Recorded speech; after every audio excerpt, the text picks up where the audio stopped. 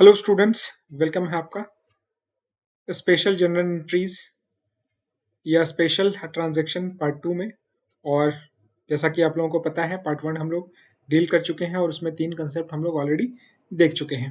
अगर आप लोगों ने वो वीडियो नहीं देखा है तो प्लीज़ जा करके उस वीडियो को देख लीजिए। तो इस वीडियो में हम लोग बात करने वाले हैं इंसॉल्वेंसी के कॉन्सेप्ट पर, बैड डेब्ट्स के कॉन्सेप्ट पर, बैड डेब्ट recovered and bad debts provision पर बात करने वाले हैं। ठीक है, तो चलिए एक एक करके इन सबको समझते हैं और फिर इनकी जनरल एंट्री देख। तो व्हाट इज इंसॉल्वेंसी? सबसे पहले इंसॉल्वेंसी को समझ लें, क्योंकि इंसॉल्वेंसी है तो बैड डेब्ट्स है। अगर इंसॉल्वेंसी नहीं होगी तो बैड डेब्ट्स भी नहीं होगा यूजुअली। कभी कभी इंसॉल्वेंसी नहीं होने पर भी बैड डेब्ट्स हो जाता है, बट ज़्यादातर केसेस में इंसॉल्वेंसी होगी तो ही बैड डेब्ट्स होता है। तो चलिए सबसे पहले हम लोग इंसॉल्वेंसी को समझते हैं। क्या कहता है? इंसॉल्वेंसी ऑकर्स व्हेन इंडिविजुअल और entity can not meet financial obligations. Insolvency तब होती है जब कोई इंडिविजुअल, कोई व्यक्ति या कोई संस्था अपने फाइनेंशियल ऑब्लिगेशंस यानी जो उधारी उसकी थी वो चुका नहीं पाता है या चुकाने में असमर्थ हो जाता है। ठीक है, हैविंग लाइबिलिटीज सरपासिंग एसेट्स, और जब उसकी लाइबिलिटीज एसेट से कहीं ज्यादा हो जाती है। It leads to inability to repay debts, और इसका परिणाम क्या होता है कि जो व्यक्ति है या जो संस्था है वो अपने डेप्ट यानी उधारी है वो चुका नहीं पाती है। Triggering legal process like bankruptcy to settle bad debts और रिकॉग्नाइज फाइनेंसेस। ठीक है, इससे क्या होता है कि किसी व्यक्ति या संस्था को बैंक्रप्ट डिक्लेयर किया जाता है और उसके फाइनेंसेस रिकॉग्नाइज किए जाते हैं, यानी उसके पास एसेट्स और लाइबिलिटीज कितनी है उसकी कैलकुलेशन की जाती है। ठीक है, अगर नॉर्मली कहें तो जब व्यक्ति कंगाल हो जाता है, जब उसके पास पैसे नहीं होते हैं अपने लोन या उधारी को चुकाने के लिए, तो वो सिचुएशन जो है वो इंसॉल्वेंसी की होती है। ठीक है, एग्जाम्पल अगर हम लोग देखें तो मिस्टर एक्स के पास 2 लाख के एसेट्स हैं लेकिन लाइबिलिटीज 8 लाख की है। अगर वो चाहे भी तो भी 8 लाख की लाइबिलिटीज को पे नहीं कर सकता है, क्योंकि अगर वो अपनी सारी संपत्ति भी बेच दे, सारे एसेट्स बेच दे, तो भी जो लेनदार हैं जिनसे उसने पैसा लिया है, मिस्टर एक्स ने पैसा लिया है, उनको 25% ही पैसा मिलेगा। ठीक है, तो ये था इंसॉल्वेंसी का concept. Bad debts, what is bad debts समझते हैं इसको। बैड डेब्ट refers to money owed by debtor that is unlikely to be recovered by the creditor. It arises when a borrower default on payment, become insolvent, display a significant risk of non-payment, necessitating writing off or collection efforts. इसको अगर मैं simple भाषा में कहूँ तो business जब किसी को उधार देता है और वो उधार वापस नहीं आता है तो उसको क्या कहा जाता है? बैड डेब्ट्स कहा जाता है। और ये कब होगा? जब जिसको उधार बिजनेस ने दिया था वो कंगाल हो जाए, इंसॉल्वेंट हो जाए। ठीक है, it arises when borrower defaults on payment, और ये बैड डेब्ट्स कब होता है? जब बोरोवर जो है यानी बिजनेस से जिसने उधार लिया है वो पेमेंट नहीं करता है। ठीक है, या फिर ऐसी स्थिति में वो अपने आप को पाता है कि वो उधारी चुकाने की पोजीशन में नहीं है, necessitating writing off a collection effort.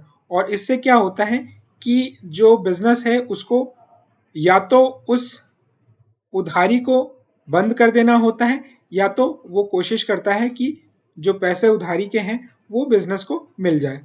ठीक है, collection efforts. Example, mister Z who was a debtor for 45,000 become insolvent and 50% of the dues, that is 22,500, could be recovered from his final settlement. ठीक है, mister Z था, उसने business से कितने 45,000 के उधार लिए थे, वो दिवालिया हो गया और उसके संपत्तियों को बेचने के बाद बिजनेस को सिर्फ 50% ही मिला।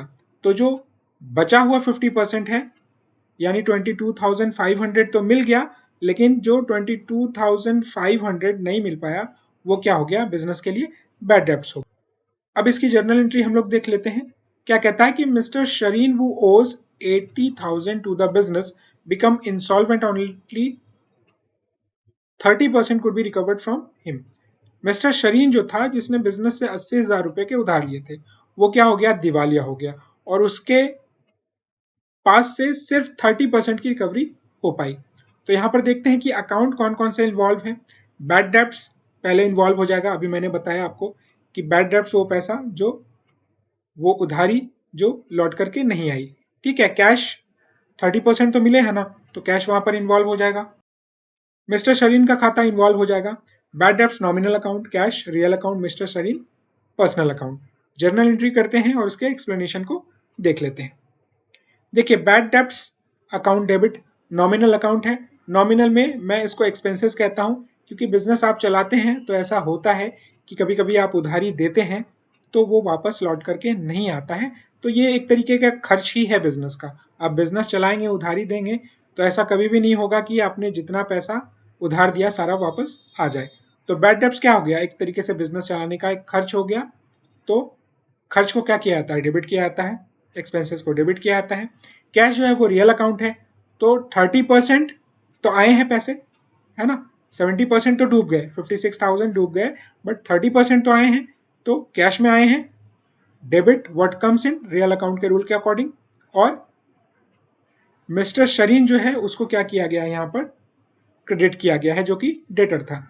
ठीक है, तो पर्सनल अकाउंट का रूल क्या कहता है, debit the receiver and credit the giver. तो बैड डेब्ट्स और कैश देने वाला कौन है, मिस्टर शरीन है, गिवर है, तो क्रेडिट द गिवर के रूल के अकॉर्डिंग हम लोगों ने मिस्टर शरीन को क्रेडिट किया। नरेशन लिख देंगे, being only 30% could be recovered from mister Shareen. ठीक है, तो ये concept 4 and 5 insolvency and bad डेब्ट दोनों ही इसमें कवर है, इसलिए 4-5 मैंने यहाँ पर लिखा हुआ है, आप कंफ्यूज नहीं होंगे। ठीक है, मॉडर्न मेथड में इसको अगर हम लोग देखें तो बैड डेब्ट्स क्या है, एक्सपेंस है, अभी मैंने बात की। फिर कैश का अकाउंट यहाँ पर है जो कि एसेट्स है, और मिस्टर शरीन भी एक एसेट का अकाउंट है। तो एक्सपेंसेस बढ़ते हैं तो डेबिट किया जाता है, बैड डेब्ट्स डेबिट किया गया। कैश 30% का आया है, यानी एसेट्स बढ़ा है, कैश के खाते को डेबिट किया गया। और मिस्टर शरीन जिससे 80,000 मिलने वाले थे, वो डेटर था बिजनेस के लिए, तो अब उससे पैसे मिलेंगे नहीं, क्योंकि उसने दिया क्या, 56,000 रुपये का बैड डेब्ट दे दिया और 24,000 रुपये के कैश दे दिए, यानी अब ये जो 80,000 था वो जीरो हो गया, यानी एसेट्स घट गया। एसेट्स के घटने पर क्या किया जाता है, क्रेडिट किया जाता है। नरेशन जो है वो यहाँ पर सेम रहने वाली है। ठीक है, तो आई होप ये इंसॉल्वेंसी और बैड डेब्ट्स वाला कॉन्सेप्ट आपको समझ में आया होगा, और जर्नल एंट्री भी आप अच्छे से समझ पा रहे होंगे। चलिए अब हम लोग अपना नेक्स्ट कॉन्सेप्ट देखते हैं, what is bad debts recovered. Bad debt recovered denotes recovery from the debt that were declared as bad and written off. अभी जैसे हम लोगों ने पिछले ट्रांजैक्शन में देखा कि 56,000 जो थे वो बैड डेब्ट्स हो गए, यानी मान लिया गया कि 56,000 अब नहीं मिलेंगे। ठीक है, लेकिन कभी कभी ऐसा होता है कि आप बैड डेब्ट्स मान लें और वो पैसे वापस आ जाते हैं, तो उसी को कहा जाता है बैड डेब्ट्स रिकवर्ड। ठीक है, एग्जाम्पल अगर हम लोग देखें तो mister Y was a debtor for 50,000 become insolvent and only 40% of the dues, that is 20,000, could be recovered from his final settlement. His account was written off, but after some time Mr. Y cleared his due, that is paid his remaining 30,000. क्या है, mister Y जो था जिससे 50,000 रुपये लेने थे business को, लेकिन वो दिवालिया हो गया और उससे क्या हुआ कि 40% ही मिले, यानी 20,000 ही मिले, तो 30,000 को क्या किया गया, राइट ऑफ कर दिया गया। लेकिन कुछ समय के बाद मिस्टर वाई आया और कहा कि ले लीजिए, बाकी के जो पैसे हैं 30,000 वो रख लीजिए जो मेरी उधारी थी। ठीक है, तो इसी को बैड डेब्ट्स रिकवर्ड कहा जाएगा। ये 30,000 का जो अमाउंट है वो बैड डेब्ट रिकवर्ड अमाउंट कहा जाएगा। चलिए अब इसके जर्नल एंट्री को हम लोग देख लेते हैं। Mister Champak who owed 60,000 was written off as bad debt for 50,000 has now paid his due, that is 50,000. Mister Champak जिसके पास से 60,000 बिजनेस को लेने थे, उससे मिले थे कितने, 10,000, 50,000 जो थे वो बैड डेब्ट्स हो गए थे। ठीक है, लेकिन अब उसने 50,000 का पेमेंट कर दिया गया है। तो अकाउंट देखिए कौन कौन से इन्वॉल्व हो जाएंगे, कैश का अकाउंट इन्वॉल्व हो जाएगा, बैड डेब्ट रिकवर्ड का अकाउंट इन्वॉल्व हो जाएगा। तो क्या करेंगे यहाँ पर journal entry, cash account debit traditional method के according, debit what comes in, और बैड डेब्ट्स रिकवर्ड इनकम है, नॉमिनल अकाउंट है, credit all incomes and gain, इसकी वजह से बैड डेब्ट्स रिकवर्ड जो है गेन हमारा 50,000 से क्रेडिट किया गया। नरेशन लिख देंगे कि being bad debts recovered from Champak. Modern method में अगर इसको हम लोग देखें तो क्या होगा कि कैश जो है वो एसेट्स का अकाउंट यहाँ पर इन्वॉल्व है और बैड डेब्ट रिकवर्ड का अकाउंट इन्वॉल्व है जो कि इनकम है। तो बैड डेब्ट रिकवर हो गई यानी 50,000 रुपया आया कैश में, तो कैश अकाउंट डेबिट, एसेट्स बढ़ा, एसेट बढ़ने पर डेबिट किया जाता है, इनकम बढ़ने पर क्या किया जाता है, क्रेडिट किया जाता है। तो बैड डेब्ट रिकवर्ड को क्रेडिट कर दिया गया, यहाँ पर नरेशन लिख दी गई, बीइंग बैड डेब्ट रिकवर्ड फ्रॉम मिस्टर चंपक। अब नेक्स्ट जो हमारा कॉन्सेप्ट है वो है प्रोविजन फॉर बैड डेब्ट्स। अभी हम लोगों ने क्या देखा कि बैड डेब्ट्स जब हो गया, जब ये पता चल गया कि इतने पैसे नहीं मिलेंगे, तब उसकी जर्नल एंट्री की गई, ठीक है। लेकिन कभी कभी एडवांस में ही कुछ व्यवस्था करके, कुछ प्रोविजन करके, है ना, रख लिया जाता है कि इतने पैसे उधार लगाए गए हैं तो उसमें से इतना तो नहीं ही आएगा, ठीक है। उसी को कहा जाता है बैड डेब्ट्स प्रोविजन।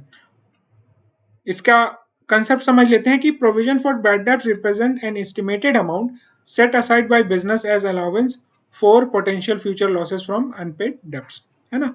बैड डेब्ट प्रोविजन क्या रिप्रेजेंट करता है, एस्टिमेटेड अमाउंट सेट असाइड, एक अनुमानित अमाउंट जो है बिजनेस के द्वारा जो अलग रखा जाता है एज अलाउंस, यानी एक व्यवस्था for potential future losses from unpaid debts, जो कि फ्यूचर में जो डेटर हैं उनके पेमेंट नहीं करने के वजह से होगा। It serves as a precautionary measure to account for anticipated non-payment or default by debtor। ये क्या है, एक सावधानी भरा कदम है जो इसलिए अपनाया जाता है क्योंकि कुछ ना कुछ लोग जो है वो पैसे पे नहीं करते हैं। Example, the business made a provision of 36,000 for its bad and doubtful डेब्ट। जैसे बिजनेस ने क्या किया कि 36,000 काट करके रख लिया कि भाई इतने पैसे तो जो उधार लगाए गए हैं उसमें से इतना पैसा नहीं ही आएगा, ठीक है। तो ये इसका कंसेप्ट था। अब इसकी जर्नल एंट्री समझ लेते हैं। अब provision of 18,000 was made for bad and doubtful debts, ठीक है। तो अब देखिए जो व्यवस्था की जाएगी, कि इतने पैसे हो सकता है वापस आए नहीं, वो कहां से किया जाएगा, प्रॉफिट से किया जाएगा। तो यहां पर profit and loss account involve हो जाएगा और बैड डेब्ट्स प्रोविजन अकाउंट यहां पर इन्वॉल्व हो जाएगा। अब जर्नल एंट्री हम लोग यहां पर कर लेते हैं। तो profit and loss account debit, profit and loss account debit कब किया जाता है, जबकि एक्सपेंसेस बढ़ते हैं। तो ये एक तरीके से खर्च ही बढ़ गया।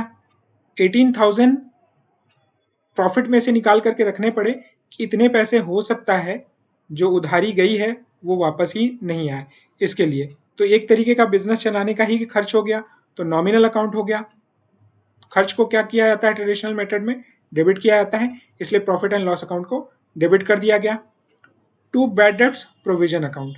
और ये एक्सपेंसेस दिया किसने, गिवर कौन है, जो डेटर हैं।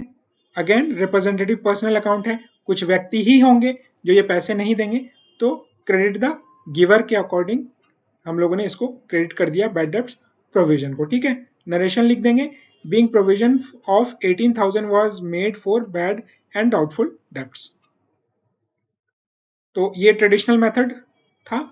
और मॉडर्न मेथड में इसको देख लें तो प्रॉफिट एंड लॉस अकाउंट जो है वो एक लायबिलिटी का अकाउंट है मॉडर्न मेथड में, एंड बैड डेब्ट्स प्रोविजन भी एक लायबिलिटी है, ठीक है। तो profit and loss account liability है और प्रॉफिट एंड लॉस अकाउंट यहां पर डेबिट किया गया है। क्यों डेबिट किया गया है, क्योंकि प्रॉफिट जो है बिजनेस का वो किसका है, बिजनेस के मालिक का है, ठीक है। तो अगर उसमें से पैसे कुछ काट लिए जाते हैं तो बिजनेस की लायबिलिटी कम हो जाती है बिजनेस के मालिक के प्रति। तो जब लायबिलिटी बढ़ती है तो उसको डेबिट किया जाता है, यहाँ पर लायबिलिटी घट गई इसलिए इसको क्रेडिट कर दिया गया है। बैड डेब्ट्स प्रोविजन जो है वो यहाँ पर क्रेडिट किया गया है। क्यों क्रेडिट किया गया है, क्योंकि यहाँ पर लायबिलिटी बढ़ रही है, एक व्यवस्था करके रखा जा रहा है, एक लायबिलिटी बना करके रखी जा रही है कि अगर कुछ लॉस होते हैं फ्यूचर में तो उसको यहाँ से एडजस्ट किया जाएगा, ठीक है। नरेशन यहाँ पर लिख देंगे, being provision of 18,000 was made for bad and doubtful debts. तो आई होप कि इसमें बहुत सारी अंडरस्टैंडिंग आपने गेन की होगी और बहुत सारी चीज़ें आप समझ पाए होंगे जिसमें पहले आपको डाउट रहता होगा। तो अगर आपने वीडियो अंत तक पूरे ध्यान से देखा है तो थैंक यू वेरी मच। मिलते हैं स्पेशल जर्नल एंट्रीज के थर्ड पार्ट में। Thank you.